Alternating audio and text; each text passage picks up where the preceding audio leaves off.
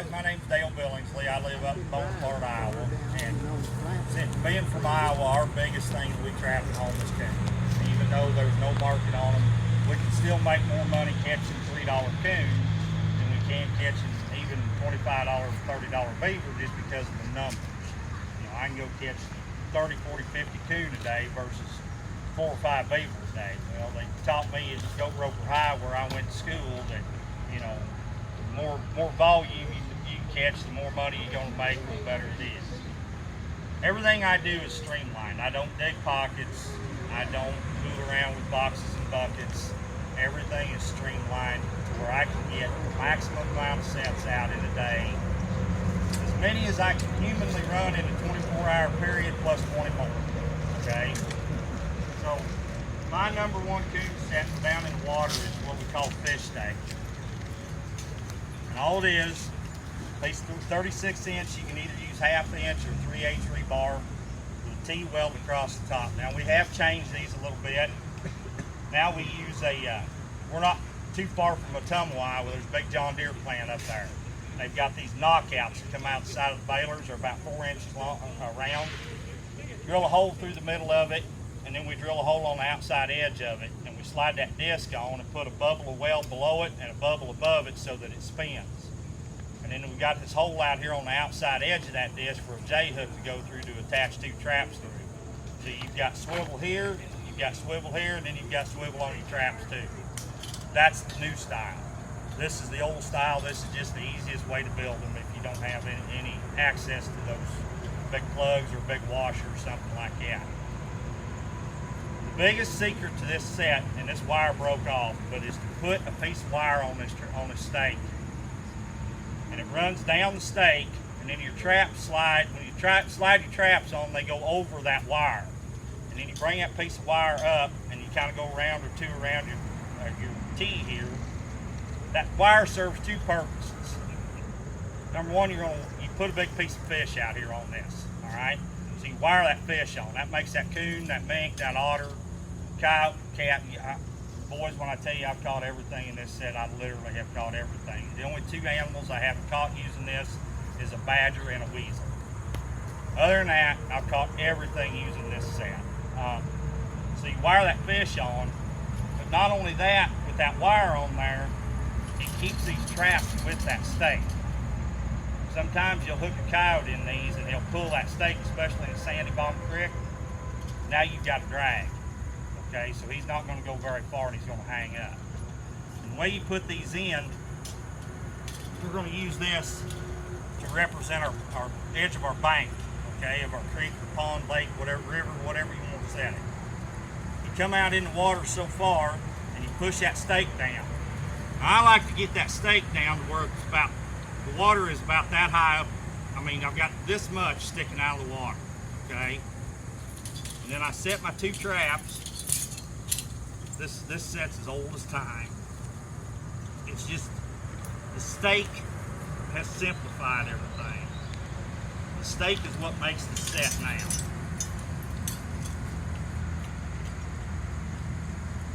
And I like to run 1 1.5 and 1 number 11 on these. But you push that stake down out there in the water, and then you place your traps just like that between the edge of the bank and the fish that's out there on the stake. Anything that comes by, anything, coon, mink, otter, beaver, muskrat, doesn't matter. If he comes past, he's not going to go past that fish. Put a good shot of lure out there on that fish with it as well, and you've got the most deadly set you'll ever use in your life. We'll take anything and everything. I want just enough water over the top of them traps just to cover, okay? And the reason I like them up close and shallow. The reason I like that is that first step off the bank, you've got that coon tied up a lot of times both front feet. The other reason is you're not going to miss the mink, you're not going to miss the muskrats. As you get out deeper and you get more water over the top of it, you take a chance of missing the mink and you miss the rats. This is what I do for a living, so I can't afford to miss anything. Okay, between this and lure business, this is what I do. can't afford to miss any of it.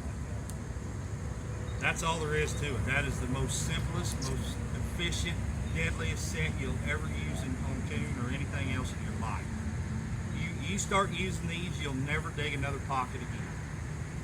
Why do you use the two different styles? Okay, so I tried using 2 number 11s on it and they tangle up too bad. Those big springs out there, they tangle up too bad. Where if you use a 1.5 with it, it eliminates a lot of that. Because you're going to have a lot of tangling with this, especially if you catch doubles, which you will. You'll catch 2 coon on this one snake. You'll catch 2 otters on this one snake. I've had 2 muskrats several times. I've had a lot of doubles of coon, guys. Lots of them. One year I kept track, and we had, and if I remember right, I know the number of animals, or the number of coon that year is going to get away from it, but I think it was like 450 in 3 weeks. And in that 450, I had 27 doubles, 2 coon on the same snake. Well, that don't sound like a lot, but that's 27 extra coon that I wouldn't have to go out there and beat the bushes to find. And that was back when we had a coon market, boys. I mean, my coon were on the average $18 a piece. You know, we had a coon market then. You couldn't afford to let any get away from it. So that's why I use 2 different. Do you ever use 2 1.5? You could. I'm not a big fan of a 1.5 for coon. I'm just not. Number 11 is my favorite coon trap. Coon and otter. That is my favorite trap right there. And here's the reason why. You take that 1.5 when it's not set, stick a flat screwdriver between them jaws and turn the handle. You'll turn it. You'll back them springs right down. Do that to a number 11. You'll twist that handle off that screwdriver before you ever back those springs down. You've got way far superior holding power here because these springs work straight up and down, not cantilevered off to the side. Does that make sense? A double long spring has far superior holding power over a full spring any day of the week. That's just common. That's just physics. That's just the way it is. So I'm not a big fan of 1.5. I mean, I use them. I don't like them. Number 11 is far superior. That's my water set. That is the only water set I run. I don't dig pockets. Pockets are for, and I'm going to make some people mad, but pockets are for learners, okay, when you're learning how to trap. Once you quit digging pockets and start using these, you'll never go back to them. Creek races on you, you just walk down there and pull this up, move it up. Creek drops on you, you just walk down, pull it, move it back out. Otherwise, you got to redig your whole pocket. Sometimes when the water falls too much and you've got that flat bank out here, in order to dig a pocket, you've got to go up and cut a chunk of sod or something and drag it down there to have something to dig a pocket into. I can put these in where I want to versus where I have to. Does that make sense to everybody? It's just the easiest set there is. We take a pile of fur with them every year. I've got some made up in 1/2 inch that I use in them sandy, shallower creeks. And I've got some made up with 3/8 to use in the clay banks, the clay bottoms. And whatever you do, I got a guy at home to build a bunch of them, and now he's wishing he had them because he don't know what he's going to do with them. Build them out of rebar. Don't build them out of smooth rod. If you build them out of smooth rod, you put them in them clay bottom creeks, you're not going to get pulled. You know, that suction with that smooth bar, you won't get pulled.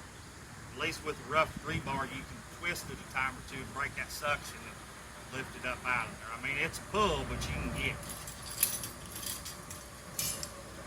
The other set I use a lot is just a simple trail set. You got a coon trail coming down through. Guys, we use these a lot. And again, we catch everything in them. And we don't set no 1.5s in them. All we use is number 11s. And all we do is just lay it in that trail like that. Pick the narrow spot of the trail. Don't try to pick it out where it's wide. Pick the narrow spot in the coon trail. Stake it down, walk away. put 4 or 5 of these. If you've got room, put as many in there as you can put on both sides. You know, we trap the road ditches in Iowa because that's what we got left to trap, especially in southern Iowa. I live in the whitetail capital of the world. You're not going to get on private ground. So we trap the road ditches. And we'll put 4 or 5 on one side of the road in the trail, go across the road and do it again. Put 4 or 5 on the other side. Same with fish stakes under a bridge. I might have as high as 8 of these. If the creek's wide enough, big enough, I'll have 4 on one bank, 4 on the other. And then I'll have the high dry trail set on both sides coming under the bridge too. Everything I do is built for speed and for numbers, okay? I'm at one bridge, I might pull up to it and I might have anywhere between 16 to 24 sets at that one stop. Because I'm taking those coon out of there in a hurry. Two checks. 2 checks, pull and move, because you got the bulk of them caught by them. You've got what was there. You've got the cream of the crop, pull them, move on to the next ones. It does not make economical sense. See, that's what or a lot of people don't understand. We're trapping this fur basically at 1988 and 89 prices, $2-3 coons. But we're trying to operate on a 2023 economy. It does not make economical sense, and I don't know what professional ever put this out there, that all you need is 2 sets and go. That ain't how it's done, guys. Put as many there as you can possibly get in. If you've got room to put them, put them. Take them out of there, 1 or 2 checks, and then go on to the next ones. Move to the next bunch. So we try to line up 4 or 5 on each side of the road and take them coon and out of there in a hurry. And with this set here, guys, I don't know how many bobcats, I don't know how many coyotes, red fox, the occasional mink running dry ground, otter coming out of the farm pond, crossing the road down to a ditch on the other side. You're going to catch anything and everything in this set. If you'll leave the dog proofs at home and stop handicapping yourselves to coon, mink, or coon, possums, and skunks, you'll be amazed at what you catch. Everything runs in trails. Everything. Leave the dog proofs at home. I know they're fast, I know they're efficient, but so is that.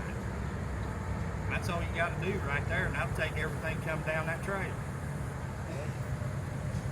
Anybody got any, find the narrow spots, and if there's not a narrow spot, make just dig up a rock or a chunk of grass or something and put there to narrow that coon down, or that animal, whatever it is, just narrow him down. Lay that number 11 in there, a light handful of grass. It don't take much. You don't want much. Just a light handful of grass to break up the outline of that trap, and that's all it takes. I don't dig a bed for it. I don't stomp a bed down. You've got, with a long spring trap, you've got 3 points that are touching the ground. You've got your springs here, you've got the tang underneath.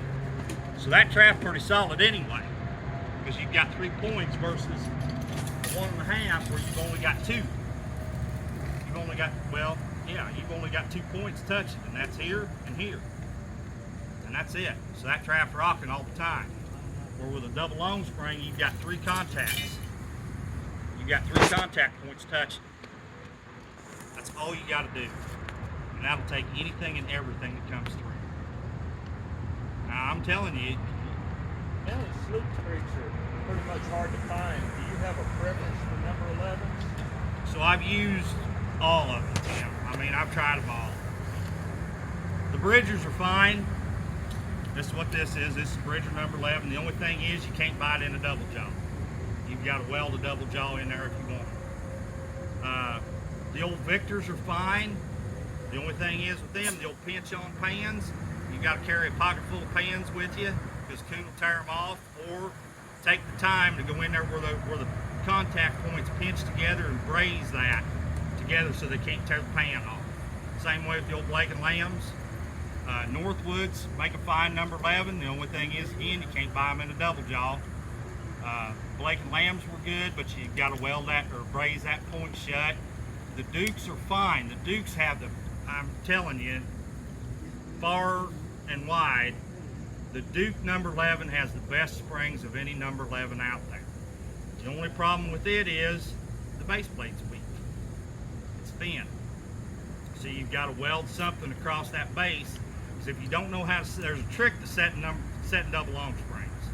And that trick is that springs have to go pushed. They got to be pushed straight down. Okay, you can't roll them to the side like you do a coil spring. You got to push them straight down. Well, if you don't know how to set that number 11 Duke, you will bow that base plate and pop them jaws right out. But if you just take a piece of 1/4 inch cold roll and weld across the bottom here, that'll stop that. And for the money, and as hot springs as they are, and to be able to buy them in a double jaw, this is minimal amount of work that you have to do to them. Do you recommend double jaws as well? I do. I prefer the double jaws, but like I said, you can't find them. And the reason I bought these bridgers is because I couldn't turn down the price. You know, we stumbled onto a deal. Cumberland Northwest Trapper Supply up in Owatonna bought 40 dozen of them in 2014. We had that little flurry of a coon market, and then the bottom fell out of it. They were still sitting on 25 dozen of them since 14. I got wind of what they had, and I was told they were used. I thought, well, at $36 a dozen for used ones, that's still pretty decent money, you know, if it was any count at all. So I called up there and talked to Jeremy, and he said, well, here's the deal. We've had them since 2014, brand new in the box, $36 a dozen. I said, I'll take 20 dozen right now. He said, well, we still got 5 dozen left. I said, I know a man that'll take them right now. I'm sitting across the table from him. He took them other 5 dozen, we bought them out. Now, you know, when you see it, that's the time to buy it, you know. So, but them little number 11 bridges are just fine. Now, I've got a boy up home that's whining about them. He bought some a few years ago, and he's whining because the pan's crooked on him. As long as that pan goes down, them jaws come up, I don't care. You can put a snuff can lid out there for a pan. I don't care. As long as it goes down, jaws come up, that's all that matters. The only thing I do to them is put a center swivel in them. They've got kind of these bridgers especially have got kind of a cheap chintzy ring on the chain. I got rid of that and put one of them heavy duty split rings on there. These things are a lifesaver. If you guys aren't using them, you really need to think about it. They are a lifesaver. Just like a big key ring on your keys on your truck, your car. I run a lot of disposable stakes on these sets. And I don't care what you run, they all work. Berkshire's, Wolfang, I run a lot of Pogos because they're right there in Iowa, and if I break a driver or need one, I just go to Pogo and get one, you know. But if you've got a stake that you can't pull, all you gotta do is open this up, slide that cable around through it, and take it out, and leave the stake there as an artifact and go on. You can't get any simpler than that. The only thing is, I will caution you that you watch where you buy these, because some of these are just too dang soft, and they'll open them up, they will straighten them out. Okay, some of them are really soft, so you gotta be really careful where you buy them. I get all mine at Cumberland's, I've never had one fail. They're pretty heavy duty piece of steel, spring steel. I've never had one of these opened up that I've got from Cumberland's. The other thing we use quite a bit of is a snare. And my coon snares are all built the same. What's y'all's snare law down here? Can you run a 2-piece lock, or has it got to be a 1-piece? 1-piece lock. 1 piece, that's what I thought. So this is 1x19 5/64 cable. You'll find out that if you're not snaring coon and you decide to start with a 5/64. Don't just start out with a 3/32, because 3/32 cable, you'll have a lot more fur damage. Now, you would think the bigger the cable, the less fur damage you'll have, but it's just the opposite. The lighter the cable, the less damage you'll have. So this is 1x19 5/64 with a cam lock. I've used the 7x7 5/64 and they work great. In fact, since y'all have to use a 1-piece relaxing style lock, I would suggest you use the 7x7 5/64 over the 1x19 because of this. The 1x19 is a pretty stiff cable, and that 1-piece lock, and I don't care if it's a micro, the mini, the big washer, which I would avoid it at all costs. The low pros, you don't get a positive lockup on this cable. with those type of locks. We're allowed to use a cam lock in Iowa, so the cam lock, I get a positive lockup, okay? And what you'll have is when you start to process that coon, after you skin it, you start to flesh it and stretch it, you'll find 2 or 3 snare marks on that coon when you're using a one-piece lock, because you don't get the positive lockup. Now that one-piece lock is a lot faster on this cable than it is on 7x7, where the cam lock is a lot slower on this cable than it is on 7x7. But I will suffer the speed for the positive lockup anytime I can get it. My loop is down there about a 6.5, 7-inch loop. To support it, I've got this little poly collar on it to support it on a piece of number 9 or a piece of 11 gauge wire. I've got a 600-pound test Roscoe crane swivel. That's very important to remember. You cannot use just a regular barrel swivel in here like you use for fishing. They'll break it every time. The Roscoe crane swivel, and these are getting really hard to come by. They shut manufacture down on these. Can't hardly find them. These the only time you'll have one of these break, and I've only ever had one of them break actually, and that's because of a deer. I hooked the deer in it. She popped it loose. The tail of my snare is 3/32 7x7. After I make a catch, this part of my snare is ruined. Okay, you can't use it again. So all I've got to do is replace this part. This is still good. This can be a kinked up, wadded up mess. Doesn't matter because it's laying over here off the side of the tray. The other thing, the biggest mistake people make when they start snaring, they want to hang that lock up here in the 12 o'clock position. Any little thing that comes along and bumps that knocks it down. Even a big strong wind will blow it shut. Or if you'll get that lock off over there at the 10 o'clock or the 2 o'clock position, then it's just like putting pan tension on a foothold trap. And once it gets to a certain place, it fires, and it fires all at once. Okay? That's the biggest mistake people make when they first start snaring anything.